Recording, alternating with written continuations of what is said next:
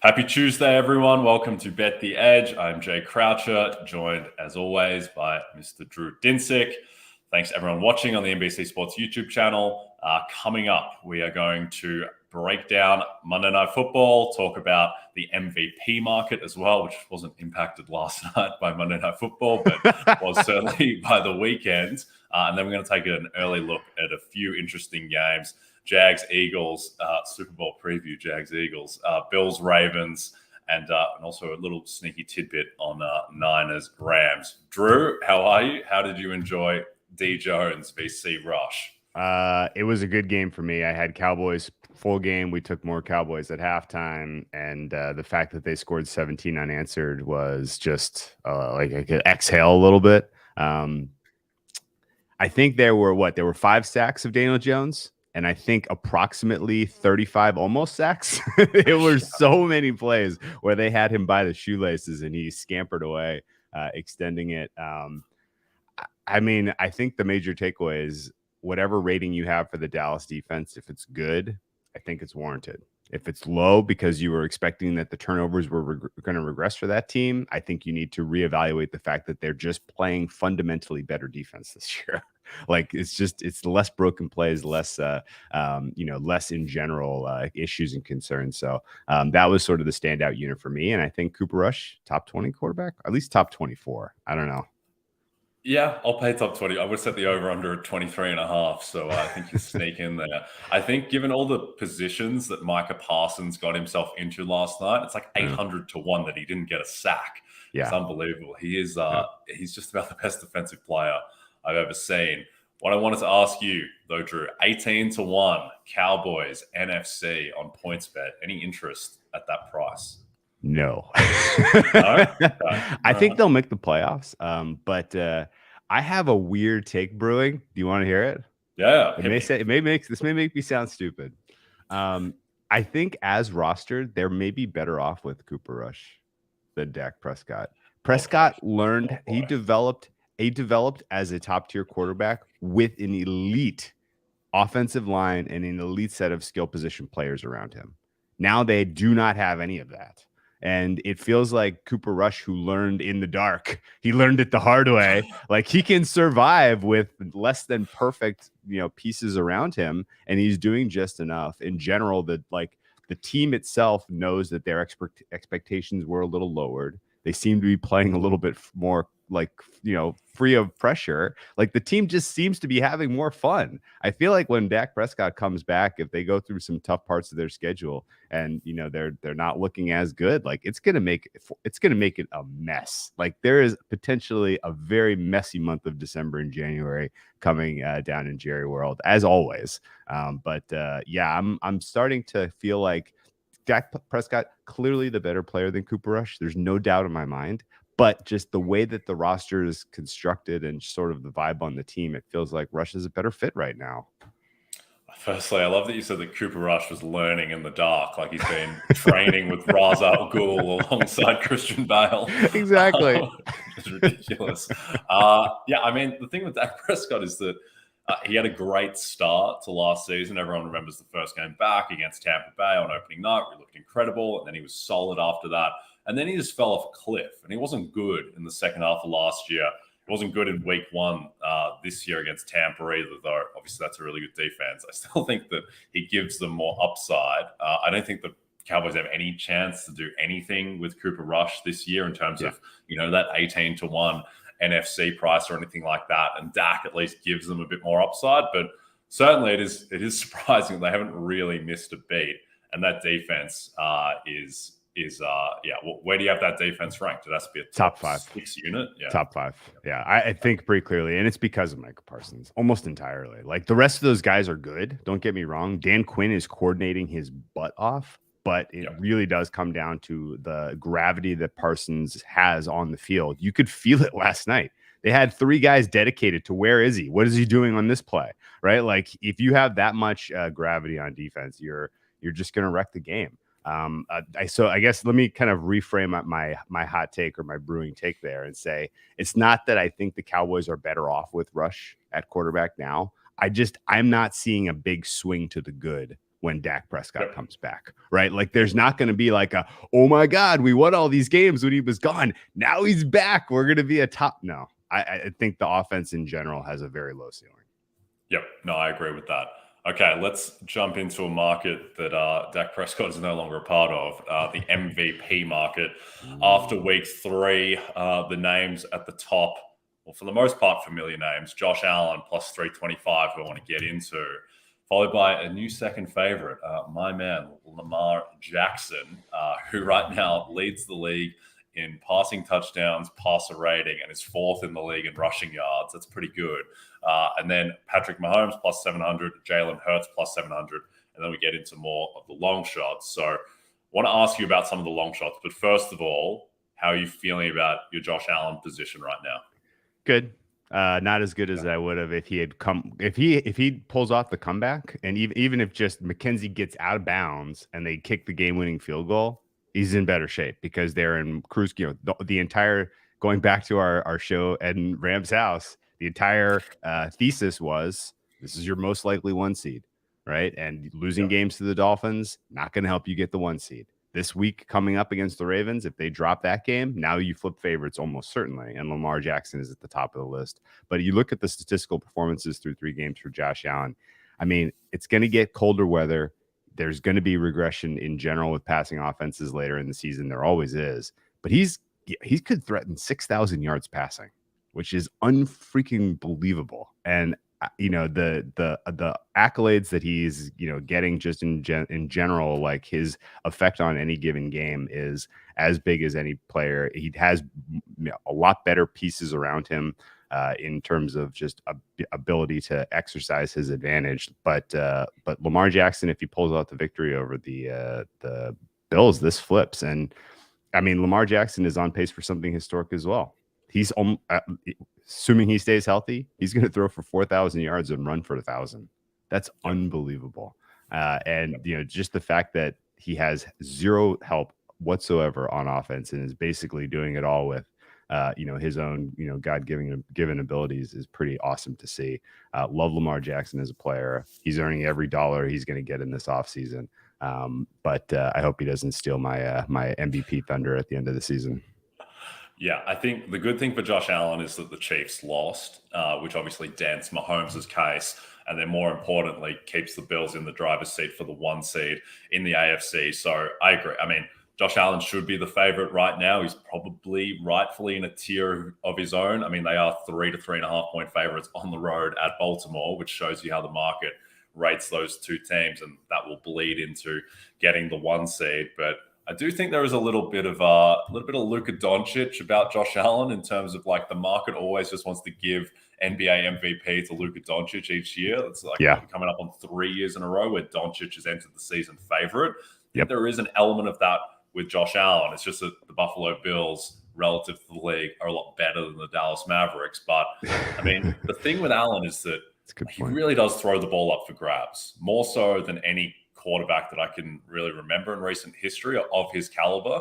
Like he had 6 turnover-worthy plays by PFF in that Miami game. Like he really should have had 2 to 3 interceptions, and he's always going to throw it up for grabs. And I think if he gets the volume stats, if the Bills get the 1 seed as we expect, I think that'll be fine, and he can have his 10, 12 interceptions or whatever, and he'll still win MVP. But that is just the one thing that he does have in any given game. He does have disaster potential, but he should be the favorite. Now, there's probably one of 2 things. There's two things have to happen to derail him, right? Or you know, 2 of these 3. Someone else puts together a historic season, which is what we're talking about with Lamar. The Bills do not get the 1 seed, or Josh Allen's interceptions are over, say, 15. Right. If 2 of those 3 things happen, people will find a way not to give it to him just because that's the way this works. And, you know, I think, but Bills still, I think, are in cruise control for the 1 seed right now. I would make them just under 25% chance with a lot of upside, a lot of leverage this week.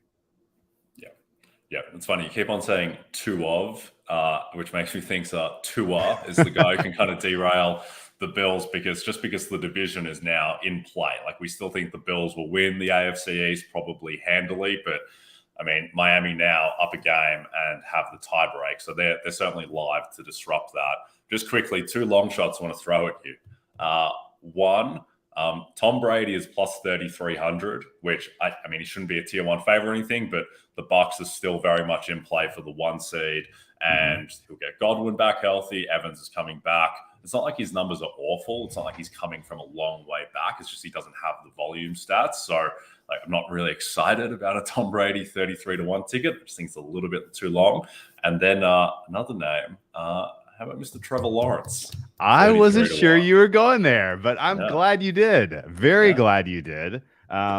Almost certainly Brady's worth consideration at 33-1. His statistical, final stat line compared to last year's not going to look good. We know that already. Godwin injury, it's they rushed him back too quickly. That may linger all season. So I'm not running to back Brady, but Lawrence at 33-1 is a spoiler. He is. And Peterson has got these guys playing really well across the entire NFL. Everybody is banged up. Everybody's dealing with injuries, except for the Jacksonville Jaguars, who are perfectly healthy and who are continuing to take meaningful steps forward week in, week out. If this Jaguars team is in the mix for a 1 seed at the end of the season, which is probably, a little bit better than a 5% chance, at least the way that I, rate them offensively, then, he will be in the discussion. He's going to have to put together some better stat lines, but at 33-1, if there's a long shot I'm taking, it's him. I like it. You know what? Like the Jags, plus 2,800 to win the AFC as well. Let's go, Jags Nation. All right, Drew, in case you missed it, Matthew Berry has a new show on NBC, Fantasy Football Happy Hour with Matthew Berry. He's back with NBC and Roto World, doing what he does best, rolling out his love-hate list, breaking down who to start and sit, and much more. I'm about to get on a plane to co-host that show tomorrow. There's also plenty of actionable information along the way for sports bettors, so check it out on the weekdays in the afternoon on Peacock, or listen to the show in podcast form wherever you download and subscribe. Matthew, as he's very happy to remind me, went 5-1 on his prop bets on Sunday's show. So he's starting to heat up, which is good. All right, Jags-Eagles. And get into this one as we continue the Jags love on the Bet the Edge podcast. Jags are plus 6.5. No respect for the best team in the AFC. And the total is 48.5. Obviously, all the storylines around Doug Peterson's return to Philadelphia. What are you looking for in this game? Yeah, this one is racking my brain because I want to try to find every possible advantage in the favor of the Jaguars and use that as an angle to bet this team in this spot. But I'm struggling for kind of X factor reasons. And maybe they're not strong enough to really include in the handicap. So I'll need a little bit of guidance here from you. But the Jaguars played a tough, played a perfect game on the road against a contending opponent. It was in LA. They fly back to Jacksonville this week. Practice likely disrupted by all the hurricane stuff going on in Florida. Now they're going to have to fly up to Philly to do a second week in a row on the road early in the season. That tends to not, to throw a little bit of cold water on an otherwise hot team. I think also the fact that Philadelphia, the part about the Jacksonville defense that gets you excited, if anything, is their pass rush. They're now going up against the top 3 offensive line in the NFL. And realistically, I don't see them creating enough havoc plays to completely derail the Philadelphia offense. Philadelphia's wide receivers match up pretty well against the Jacksonville secondary, which is more mostly their Achilles heel. So that's got me concerned here. The fact that the market has moved off of 7 to 6.5, and that if I made a bet now, I'm not even getting the best of the number, is adding more cold water to this. But I think from a team rating standpoint, I think I am still higher than market on Jags. And I have, maybe I'm looking for opportunities right now to sell high on the Eagles, but this is maybe not the right spot. What's your read?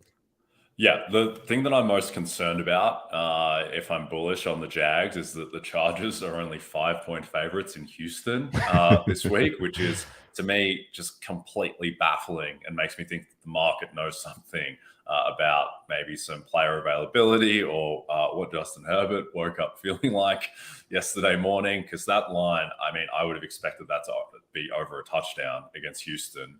And I still think I'm going to close my eyes and bet the Chargers -5 there. But that is concerning.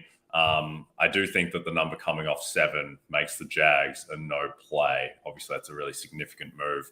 And that's 6.5. The Eagles, they've shown that they can be extremely explosive. And I feel like the Eagles as well, like they have another gear to get to where they have just put the Q in the rack in the second halves of these games. And so I think that certainly they are the clear favorite now in the market for the 1 seed. Any interest on the total, 48.5? Yeah, if anything, I'm looking over there because, again, let's say that there is a game state where the Eagles do have the advantage early because of all the points we brought up and that they do get out to a lead. I don't think Q in the rack works against this Jaguars team that is pretty live in comeback mode, right? Jaguars offensive line finally showing a little bit of cohesiveness, protecting Trevor Lawrence. Trevor Lawrence on early down passing has been electric. Doug Peterson is exercising his 4th down, go for it at an optimal rate. And so I think, fundamentally the Jags, will they be able to score points in comeback mode? If they cover, is it going to be a backdoor? If they win, is it going to be a comeback? I think all of those questions for me are yes. And so for those reasons, this is an over or pass. And as far as the total goes, not in love with the matchup of AJ Brown and Devontae Smith against these Jags cornerbacks. If the offensive line wins their 1v1s versus the pass rush for the Jags, Hurts should be able to pick these guys apart down the field. So I think this is going to be a higher scoring game, and my fare on this one is 50.5. Okay, so that's a bet then, over 48.5. All right, before we get into Bills-Ravens, just a reminder, if you don't have the NBC Sports Predictor app, go download it now. The contests are free and easy to play, and you have a shot to win thousands this weekend by predicting what will happen in college football, Major League Baseball, on the NASCAR circuit, and in the Premier League. There is also $100,000 up for grabs by guessing the outcome between the Chiefs and the Buccaneers in our Sunday Night 7 contest. Okay, Bills-Ravens, arguably the game of the week, just because of, as you mentioned, the leverage for the 1 seed. Bills -3.5. I think that's going to tick down towards 3 would be my guess. And then the over-under, one of the highest on the board, is 52. Obviously, there's going to be MVP repercussions. There's going to be AFC repercussions because of the 1 seed implications. Who do you like at 3.5? So I have a modest play on the under on this one from Sunday. I made my fair 51.5. It was opened at 55. I thought that was like bank error in your favor. Play under. The fact that it drifted to 3.5 was a surprise. I thought 3 was perfect. And I think this is realistically a decent opportunity to play the Ravens. The big angle on this game for me from a side standpoint is, how does Buffalo regroup from what was a really, really, really, like a very impossibly tough physical test between the heat and the dehydration and the cramping and the heat exhaustion that they experienced in the 40 minutes they spent on the field on offense in Miami last week? How do you regroup and now go on the road against the Ravens team and show us what we have seen from Buffalo in terms of the highs of that offense? I'm not there. I think that this is going to be more of a slog of a game. Baltimore ultimately winning or losing by 3 is, I think, where this breaks.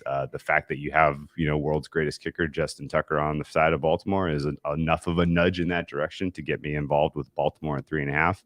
And I, like you, agree that this closes in the -3 range. Yep. Okay. The Bills are 9-4-1 against the spread, coming off a loss, so they typically do bounce back under Sean McDermott. That's since 2019. I think to me the interesting thing is we didn't really get a perfect read against the Dolphins on how much the absence of Micah Hyde is going to impact the Bills, and obviously Jordan Poyer being out as well amplified that. But just a weird game where just the Bills were just constantly on offense on the field, and we just didn't really see the Miami passing offense. And obviously there was the series with Teddy Bridgewater, and there's just a lot of weirdness in that game. Tua only had 18 pass attempts in a game that was close throughout. But it seemed like he could pretty much do what he wanted when he was out there. They connected on that 40-plus yard bomb to Jalen Waddle where he's pretty much wide open. So that would be the one thing that I'd look at in a Baltimore passing offense that now is pretty explosive vertically, with Rashad Bateman adding to Mark Andrews and the threat there. So I think Lamar should be able to potentially do what he wants in that. But, I mean, the real issue for Baltimore is that, again, just the defense against the Patriots, who are not an explosive team at all, it just got lit up, really. I know the Patriots didn't have a massive total, but they had turnovers and they still were able to get up 26 after the Ravens gave up, 28 in one quarter against the Dolphins. So, I mean, where do you rank this Ravens defense right now? I am at 18 for the Ravens defensively. Although I have gotten here in a weird way. My rating for their secondary is free falling. I came into this year thinking the secondary was, clearly top 10, potentially top 5. I'm now in like the 20s for these guys. Some of that is injury related and just not showing us that they're at full strength. And, Peters and Humphrey have made plays, obviously made kind of game changing plays in that game against the Patriots, but it's still, they're not, they're a step slow. And if Gabe Davis is out there at full speed, if Stephon Diggs is out there at full speed, I'm nervous about both Ravens and under, surely. But the pass rush for the Ravens, I have upgraded relative to where I thought they were going to be at this point in the season. They are showing some sparks, some sign of life. They have some cagey older veterans on that defensive line who still have pop. They still have some good football left in them. And, they bring in another pass rusher this week as, kind of adding to that depth. I think the pass rush is going to have a decent matchup against the Bills O-line that's dealing with injuries. I'm literally just counting on the fact that the Bills wide receivers, it's going to take a modern medical miracle for them to be 100% and going full speed after, what they went through on Sunday. If they are, and if that's going to make for an entertaining game, and I'll end up, sweating my 3.5. But I think this is going to be an ugly one. Yep, that makes sense to me. Okay, just lastly, quickly, another interesting game on the board. Rams plus 2.5 against the San Francisco 49ers. Trent Williams will be out with that high ankle sprain. I don't understand this line at all. I think Rams plus 2.5 is the best line bet on the board at the moment. I would not be surprised if the Rams close favorite. I think full strength head-to-head, if we remove Trey Lance and it is Jimmy G, then I would make the Rams a slightly better team than the 49ers neutral, like a 1-point better team, which is around what they were going into that NFC title game last season, even slightly upgraded off of that. And that I think Trent Williams is worth more to the line than any offensive lineman in a long time. And so I think that my fare here would be closer to pick or even Rams -1. And I think the market is going to move in that direction. Love that breakdown. Bet Rams money line. I will only push back on one thing. If you think Trent Williams is the biggest delta, then you did not see Storm Norton's relief snaps for Rashawn Slater. They were like Rashawn Slater, Trent Williams, 99th percentile. Don't overthink it. He's freaking amazing. His replacement, 15th percentile, maybe 10th. Rashawn Slater, 98th percentile. Storm Norton, 0th. that does make sense. That guy was he was in there for 23 snaps. He allowed 8 pressures, and I think he held on almost every single pass drop back that I saw. It was unbelievable. Yeah. Didn't even matter. That's a good call. The thing that everyone's going to focus on in this is that Kyle Shanahan owns Sean McVay.